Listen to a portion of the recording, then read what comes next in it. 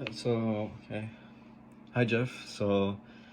I'm gonna do my news article, and the news article I chose was Mother wrongly jailed for 20 years over the death of her four children as conviction squashed.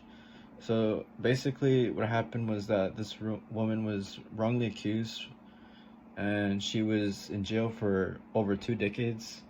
And the reason she was in jail for 2 decades is because she had four children back in 1989.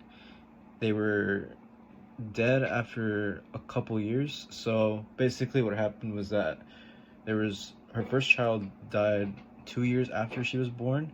The other died a year later, and a year happened, and then her third child died another year later. So she was basically accused of murder, since her children were mysteriously disappeared, and police didn't know what to do, and they thought she murdered them. So she basically went to jail because of it. And right now she got out of jail, and she's asking court if she can get some kind of return, some kind of money back, because being in jail for over 20 years is definitely a lot. And I don't blame her for asking her, or for her asking them for money, at least something back for that. And also in the article, if I can find it, that the only evidence that they had from this was just her diary, that basically says that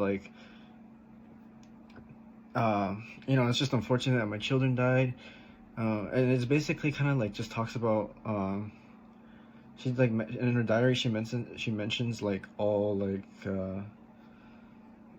what has happened over the last couple years, and when her children died, and how she coped with that. So she basically kind of just had this diary, but then the cops were like, oh, she has this diary that we can just accuse her for for that, this is our evidence. But it turns out that since they had the evidence, there wasn't evidence at all. It was just basically just text that she was just talking about her day-to-day life, and that's really it. The police had no right to accuse her of something as serious as that.